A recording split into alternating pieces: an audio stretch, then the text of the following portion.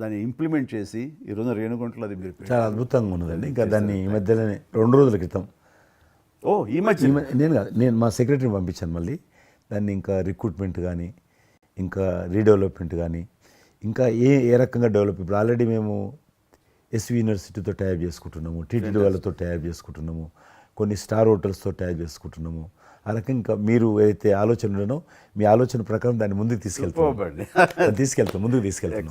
మీరు రాజకీయాలు ఉన్నా సినిమా రంగంలో ఉన్నా కూడా కల్మషం లేనటువంటి వ్యక్తి అని నేను భావిస్తాను. ఎవరిని పల్లెత్తు మాట అన్నారు, ఇంట్లో అన్నారు అనుకుంటే బయట అన్నారు అనుకుంటాను. పార్టీ పెట్టినప్పుడు కూడా ఎవరన్నా అక్కడక్కడ రాజకీయంగా అన్నా కానీ మీరు వ్యక్తిగతంగా అందరూ గౌరవిస్తారు ఈరోజు ఏ పార్టీలో ఉన్నప్పుడు కూడా. నేను అది ముందస్తుగా చూసింది మీలో కిషన్ రెడ్డి గారు.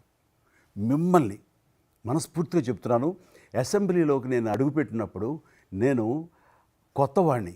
నా వెనకాల ఆల్రెడీ ఒకసారి ఎమ్మెల్యే చేసి రెండోసారి ఎమ్మెల్యేగా ఉన్న కిషన్ రెడ్డి గారు నా పక్క సీట్లో ఉండేవారు. ఇటు పక్క ఇంకొకరు జయప్రకాష్ నారాయణ గారు, ఆయన ఇటు పక్క చంద్రబాబు నాయుడు గారు, మరో పక్కేమో వైఎస్ఆర్, అందరూ ఉండేవాళ్ళు. వీళ్ళందరూ మాట్లాడుతుంటే వీళ్ళందరూ రాజకీయ ఉద్దండులు మాట్లాడుతుంటే అందరూ చూస్తుండేవాడిని. అక్కడ నాకు వచ్చిన షాక్ ఏంటంటే ఫస్ట్ ఒకళ్ళు దుయ్యబెట్టుకుంటూ తిట్టుకుంటూ అసలు దుర్భాషలు ఆడుకుంటూ కొట్లాడుకునే పరిస్థితి దాకా వస్తూ ఇక ఫినిష్ అయిపోయింది, ఇక ఒకళ్ళొకళ్ళు మాట్లాడుకోరు, ఇంకా వీళ్ళు దీర్ఘకాల శత్రువులు వీళ్ళు ఇంకా అనే ఫీలింగ్ వచ్చింది. ఇలా ఉంటుందా అనేది. బట్ దానికి విరుద్ధంగా నేను అసెంబ్లీ అయిపోగానే కారులో నడుచుకెళ్తుంటే ఎవరైతే ఇద్దరు తిట్టుకున్నారో ఒకరొకరు దూషించుకున్నారో వాళ్ళు భుజమే చేసుకుని ఏంది భయ్యా నువ్వు అలా నువ్వు అనలేదు భయ్యా, అరే నా నాయకుడు చూస్తున్నాడు అనకపోతే బాగుంటుందని ఇట్లా అంటుంటే నాకు షాక్ తిన్నాను. చాలా ఆశ్చర్యపోయేవాడిని, ఇదే ఇలా ఉంటుందా. మీ సినిమా ఫీల్డ్ కంటే ఎక్కువ నటులు ఉంటారు, మీ సినిమా ఫీల్డ్ కంటే ఎక్కువ నటులు రాజకీయాల్లో ఉంటారేమో అలాగే అనిపిస్తుంది నాకు. అక్కడ అలాంటి పరిస్థితుల్లో ఒక నిబద్ధతతోటి ఇష్యూ బేస్డ్గా మాట్లాడుతూ తను అనుకున్నవి నిర్దిష్టంగా చెప్పగలిగేటటువంటి నాయకుల్లో మిమ్మల్ని అబ్జర్వ్ చేశాను. మీరు ఎక్కడ ఎవరిని దుర్భాషలాటం నేను చూడలేదు, ఎవరిని పౌరుషంగా మాట్లాడటం చూడలేదు, ఎవరిని ఎద్దేవా చేయడం రెడిక్యూల్ చేయడం నేను చూడలేదు.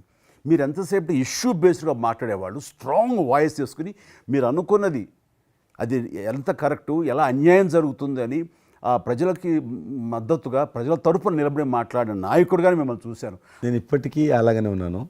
అవును, మా పార్టీలో ఉన్న కొంతమంది కానీ బయట ఉన్నటువంటి వాళ్ళు కానీ కొంత మీడియా విలేకరులు కానీ నువ్వు ఆ రకంగా మెత్తగుంటే లాభం లేదు, ఇప్పుడు రాజకీయాలలో నువ్వు కూడా పరుషంగా మాట్లాడాలి, వ్యక్తులను చాలా గట్టిగా మాట్లాడాలి అంటారు. కానీ నేను అదే అంటాను, నేను ఇప్పుడు మారలేను, నాకు అవసరం కూడా లేదు, నేను ఇలానే ఉంటాను. నేను గతంలో ఏ రకమైనటువంటి వాజ్పేయి గారు, లాల్ కృష్ణ అద్వానీ గారు, మా తెలంగాణలో మా వి రామారావు గారు, వెంకయ్యనాయుడు గారు, దత్తాత్రేయ, ఇదంతా నాకు నేర్పారు వాళ్ళు. నేను చిన్నగా ఉన్నప్పుడు నా చేయి పట్టుకొని నడిపారు వాళ్ళు. కాబట్టి నేను ఏ రోజు కూడా చిన్న పొరపాటు చేయకూడదనేటువంటి దాంట్లో ఉన్నాను. నేను ఎప్పుడన్నా రాస్తారోకో చేసేవాళ్ళం. రాస్తారోకే మాకు వి రామారావు గారిని సిక్కిం గవర్నర్ ఉండే ఎమ్మెల్సీ, ఆయన వెంటనే ఫోన్ చేసేవాడు. నువ్వు ఎక్కడన్నా పోతున్నప్పుడు ఎవరన్నా రాస్తారోకే చేస్తే ఒక 2-3 గంటలు ట్రాఫిక్ జామ్ అయితే నీకెంత బాధ అవుతుంది. కాబట్టి నువ్వు రాజకీయ నాయకుడు అయినంత మాత్రాన రోడ్డు ఆపేసి ప్రజలను ఇబ్బంది పెడితే ప్రజలకు మేలు చేయాలనుకుంటున్నావా, ప్రజలు ఇబ్బంది పెట్టాలనుకుంటున్నావా, ఈ రకంగా ప్రశ్నించేవాడు. నేను ఎవరైనా ముఖ్యమంత్రులది దిష్టిబొమ్మ తగలబెడితే ముఖ్యమంత్రి తగలబెట్టొద్దు, కావాలంటే గవర్నమెంట్ తగలబెట్టు, వ్యక్తి ఆ రకం చిన్న చిన్న విషయాలు నాకు ఫ్యాంటాస్టిక్ సార్. ఈ రోజుల్లో ఎంతమంది ఇలా ఆలోచించే నాయకులు ఉన్నారు, ఎంతమంది స్టేట్స్మెన్లు ఈ రకమైన సలహా ఆ తర్వాత వచ్చే యంగ్ నాయకులకి సలహా ఇచ్చేవాళ్ళు ఉన్నారు. అవన్నీ కరువడిపోతున్నాయి. ఇవన్నీ కూడా చరిత్రలో జరిగేవంట అనే స్థితిలా మీలాంటి వాళ్ళు లేకపోతే కనుక. ఈరోజు మనము స్వాతంత్రం వచ్చి 75 సంవత్సరాలైంది. ఈ 75 సంవత్సరాల్లో మనం అనేక రకాలుగా అభివృద్ధి చేసుకున్నాము, ప్రాజెక్టులు కట్టుకున్నాము, ముందుకెళ్ళాము, కొంత మెరుగైనటువంటి పరిస్థితి వచ్చింది. కానీ మన తర్వాత వచ్చినటువంటి స్వాతంత్రం వచ్చినటువంటి దేశాలు కూడా డెవలప్డ్ కంట్రీగా ఎమర్జ్ అయినాయి. మనం ఇంకా డెవలపింగ్ కంట్రీ, అభివృద్ధి చెందిన దేశంగా ఎదగలేదు. కానీ దురదృష్టం ఏంటంటే మనకు టార్గెట్ పెట్టుకోలే, ఎప్పటి లోపల మనం లక్ష్యం చేరుకుందాం అనేది ఎక్కడ కూడా పెట్టుకోలేదు. ఇంకో 75 సంవత్సరాల తర్వాత ఇట్లనే ఉన్నాం అనుకో, ఇంకో 75 సంవత్సరాల తర్వాత కూడా వెనక తిరిగి చూస్తే మనం డెవలపింగ్ కంట్రీగా ఎమర్జ్ కాము. అందుకే ఈ మధ్యలో మన కేంద్ర ప్రభుత్వము ఒక టార్గెట్ పెట్టుకుంది. ఇప్పుడు కమింగ్ 25 years ప్రపంచంలో అత్యధికమైనటువంటి యూత్ పాపులేషన్ ఇండియాలో ఉంటుంది. ఎగ్జాక్ట్లీ. కాబట్టి ఈ 25 years అమృతకాలం అంటారు దీన్ని. ఎగ్జాక్ట్లీ. ప్రధానమంత్రి కూడా అప్పుడప్పుడు ప్రధానమంత్రి గారు ఈ అంటుంటారు మాట ఇది వాడుతున్నారు, అమృత కాలం అంటుంటారు. కాబట్టి ఈ 25 ఇయర్స్ మన యూత్ కానీ ప్రతి ఒక్క ఫీల్డ్ కానీ మనము ఇప్పుడు సినిమా ఫీల్డ్ అందుకు సినిమా ఫీల్డ్ 2047లో ఏ రకంగా ఉండాలి, ప్రపంచాన్ని ఏ రకంగా డామినేట్ చేయాలి, అగ్రికల్చర్ ఏ రకంగా డామినేట్ చేయాలి, ఇండస్ట్రీ ఏ రకంగా డామినేట్ చేయాలి, ఎన్జిఓస్ ఏ రకంగా పనిచేయాలి, ఆర్థిక వ్యవస్థ ఏ రకంగా ఉండాలి, ఆ రకంగా ఎవరికి వారు 140 కోట్ల మంది మనం అనుకొని 2047 లోపల 100 సంవత్సరాల స్వాతంత్ర పండుగ జరుపుకుంటాము. ఆ రోజుకు మనం అభివృద్ధి చెందిన దేశంగా ఎదగాలి. ఇంకొక మాట అంటారు ప్రధానమంత్రి గారు, అప్పుడు ఏ పార్టీ ఉంటుందో అధికారం మనకు అనవసరం.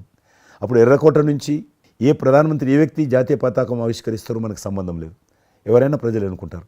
కానీ ఆ రోజుకు మన దేశం ప్రపంచంలో డెవలప్డ్ కంట్రీ స్థాయికి ఎదిగి 3, 4, 5 ఉంటే 140 కోట్ల మన మన దేశం దేశం ఉండాలి ఉండాలనేది ఉండాలి. 2047 మనం అందరం ఒక లక్ష్యం పెట్టుకొని ముందుకు స్వాతంత్ర పండుగ యూత్ ఏదైతే అంటున్నారో మీరు, ఆ యూత్ మరి వాళ్ళ జీవితం సాఫల్యం చెందినట్టు అవుతుంది.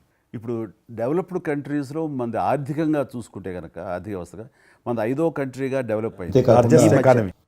ఈ మధ్య కాలం, ఈ మధ్య చూస్తా ఉన్నాం. సంవత్సరాలు, దశాబ్ద కాలం తెలుగు ఇండస్ట్రీలో అప్పుడు వచ్చే 5 సంవత్సరాల్లో మనం థర్డ్ ప్లేస్ చేరుతాం. అనేక రకాల యూకే లాంటి మనల్ని పరిపాలించి మన ఆక్రమించుకొని పరిపాలించినటువంటి బ్రిటన్ కూడా వెనకకి నెట్టేసి 5వ స్థానానికి వచ్చేసాం. వచ్చేటువంటి 5 సంవత్సరాల్లో ఖచ్చితంగా మనం 3వ స్థానంలోకి లార్జెస్ట్ ఎకానమీ కంట్రీగా మనం ఎమర్జ్ అవుతాం. 100%. అవన్నీ ఇప్పుడు జరుగుతున్నటువంటి ఈ యొక్క డెవలప్మెంట్స్, ఈ ఆర్థిక సంస్కరణలు ఇవన్నీ చూస్తుంటే ఖచ్చితంగా ఆ రోజు ఎంతో దూరం లేదు మీరు చెప్పినట్లుగా. మీ తెలిసి ఈ మధ్యలో G20 సమావేశాలు నిర్వహించినప్పుడు నేను మీతోటే మాట్లాడాను.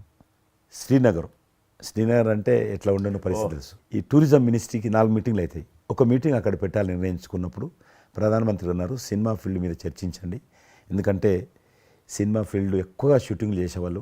మేము చిన్నగా ఉన్నప్పుడు జమ్మూ కాశ్మీర్ వెళ్ళలేదు ఎవరం కూడా, కానీ దేశంలో ఉన్నటువంటి కోట్లాది మంది కాశ్మీర్ అందాలను చూశారు సినిమాల కారణంగా. ఎవరు పోలేదు అక్కడికి, కానీ చూశారు.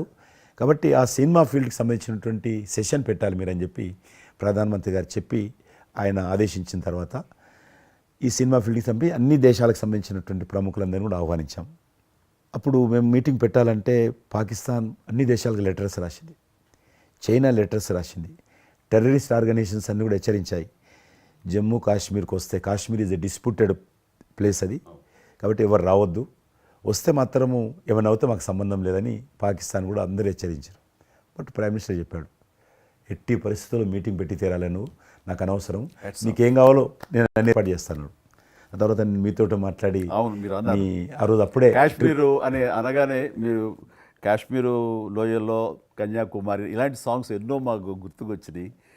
అలాంటిది మళ్ళీ మీరు మీ పార్టిసిపేషను ఉంటే బాగుంటుంది.